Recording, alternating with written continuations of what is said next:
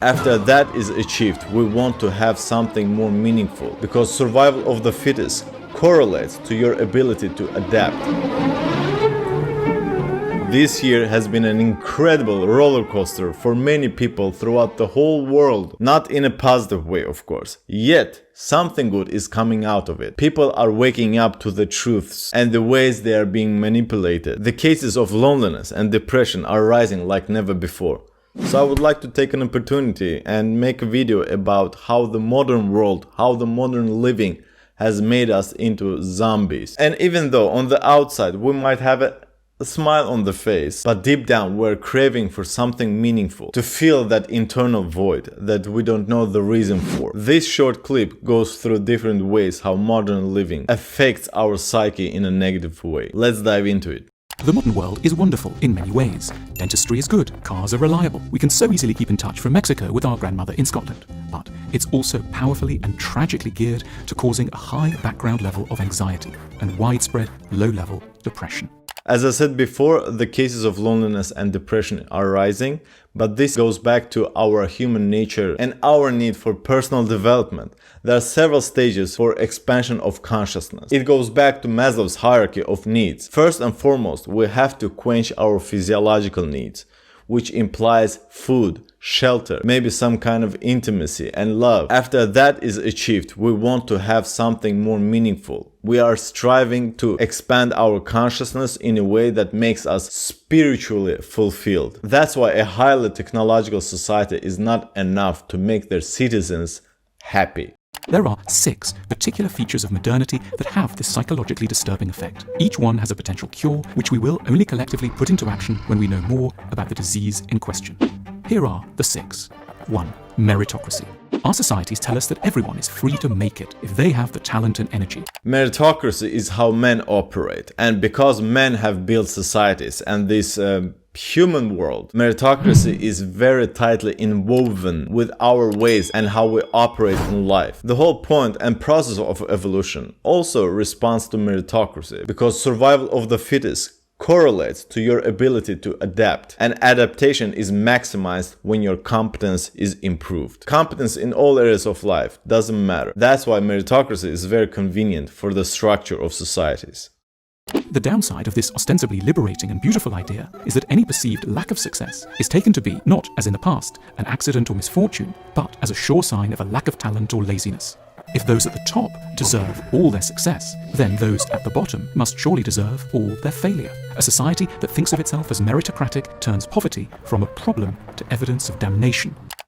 Going back to the evolution, this is the same principle here, survival of the fittest. It might feel unfair that your starting point in this life hasn't been quite favorable compared to others, and you have to walk your path on a 45-degree angle. It will be much tougher and more tedious, but it surely will form stronger character, which is what evolution demands. Life has nothing to do with fairness, it just is. It's a flow of energy, and if you don't keep up, there's a huge risk that you will sink and disappear, wither away with the history. And those who have failed, from unfortunates to losers. The cure is a strong, culturally endorsed belief in 2 big ideas. Luck, which says success doesn't just depend on talent and effort, and tragedy, which says good, decent people can fail and deserve compassion rather than contempt. It's in our DNA to roll with the winners. We don't want to hang out with losers at life. If we take us back to the days of caveman, thinking about the kind of tasks that our forefather did. If you become injured on a hunt, you will most likely drag your team down with yourself. And leaders of such team had to make a very difficult choice to jeopardize the safety of the whole team or leave one member behind. I don't think that people should feel contempt for those who are not winning in life, but keep in mind, you are the average of people that you hang out with. If those people are not highly qualitative, your life will be the projection of that company. 2. Individualism. An individualistic society preaches that the individual and their achievements are everything, and that everyone is capable of a special destiny. It's not the community that matters, the group is for no-hopers. To be ordinary is regarded as a curse. The result is that the very thing that most of us will end up being, statistically speaking, is associated with freakish failure. The cure is a cult of the good, ordinary life. and proper appreciation of the pleasures and quiet heroism of the everyday. Freakish failure.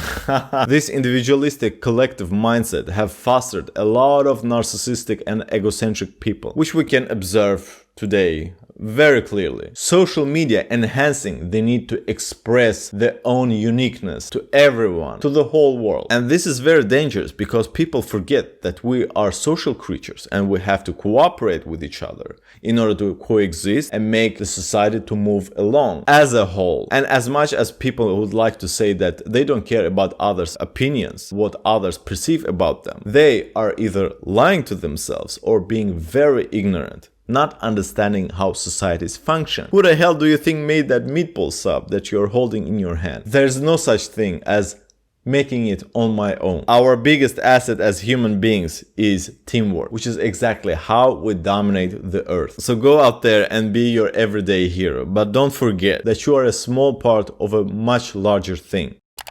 3. Secularism. Secular societies cease to believe in anything that is bigger than or beyond themselves. Religions used to perform the useful service of keeping our petty ways and status battles in perspective. But now there is nothing to awe or relativize humans whose triumphs and mishaps end up feeling like the be-all and end-all.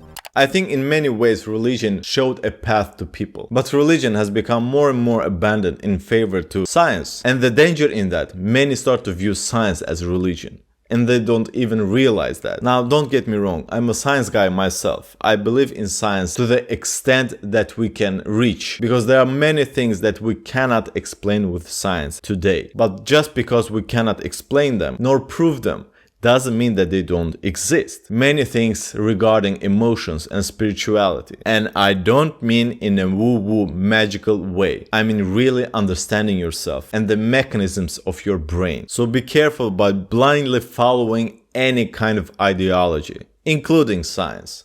A cure would involve regularly using sources of transcendence to generate a benign, relativizing perspective on our personal sorrows. Music, the stars at night, the vast spaces of the desert or the ocean would humble us all in consoling ways. 4. Romanticism. The philosophy of Romanticism tells us that each of us has one very special person out there who can make us completely happy. Yet mostly we have to settle for moderately bearable relationships with someone who is very nice in a few ways and pretty difficult in many others. It feels like a disaster in comparison with our original huge hopes. I have a video about the myth of the one, and I will link to it at the end of this video. Basically, this romanticized vision of that there's only one person out there who can fulfill us, who can make us whole. This Disney and Hollywood-esque vision of love is very dangerous. It makes you to invest ego into that picture, because the chances of one person fulfilling you in this life are slim to none. And as long as you get with someone thinking that the person is the right for you, you will be hugely disappointed and traumatized when that person leaves you, seeing yourself as unworthy both of love and life. I am being dead serious. People are turning to suicide because they view themselves so pathetic and of low value that they don't see any reason to go on. You don't have to endure any bad relationship. Your integrity, your own values, your morals stand much higher than any relationship or any other person for that matter. The cure is to realize that we didn't go wrong. We were just encouraged to believe in a very improbable dream. Instead, we should build up our ambitions around friendship and non-sexual love.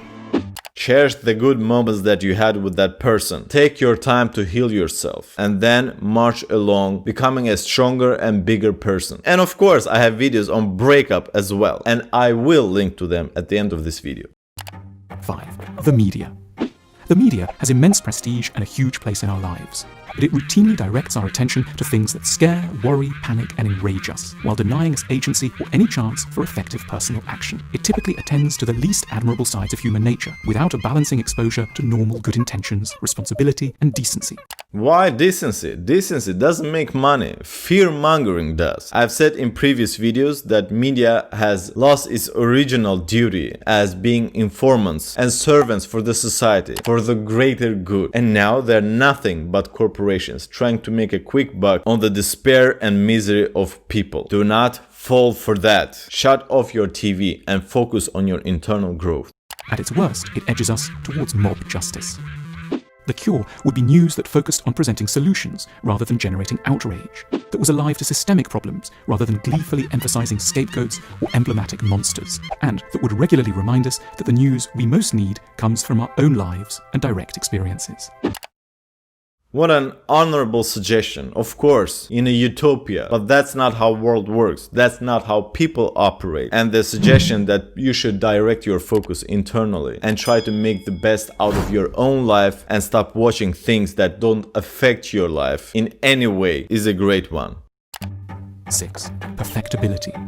Modern societies stress that it is within our remit to be profoundly content, sane, and accomplished. As a result, we end up loathing ourselves, feeling weak, and sensing that we've wasted our lives. A cure would be a culture that endlessly promotes the idea that perfection is not within our grasp, that being mentally slightly, and at points very unwell, is an inescapable part of the human condition, and that what we need, above all, are good friends with whom we can sit and honestly discuss our real fears and vulnerabilities. Perfectionism and individualism is a very spicy combination, an explosive cocktail that we seem to shake and stir nowadays. Both individualism and perfectionism is promoted by social media, which makes people very much anxious about their own lives, which makes us obsessively compare our lives to others. And the tragedy of it, it's not real. It's something that you see through a monitor, through a screen. The only way your life will change and improve is if you accept the reality and work with what you have in front of you, not something 10,000 miles and kilometers on the other side of the world. Mindfulness, self-awareness. The forces of psychological distress in our world are currently much wealthier and more active than the needed cures. We deserve tender pity for the price we have to pay for being born in modern times. But more hopefully, cures are now open to us, individually and collectively, if only we recognize with sufficient clarity the sources of our true anxieties and sorrows. As I said previously, your own life is in your hands only if you accept the situation that you have at hand. Only by being present in your own body can you take control of your own life and make sure that nothing external becomes descriptive or defining of you. You have to make the decision. And remember that indecision is also a decision. Yes, societies are growing with a very fast pace and it's cutthroat out there, but you have the last decision. Don't forget to check these videos out.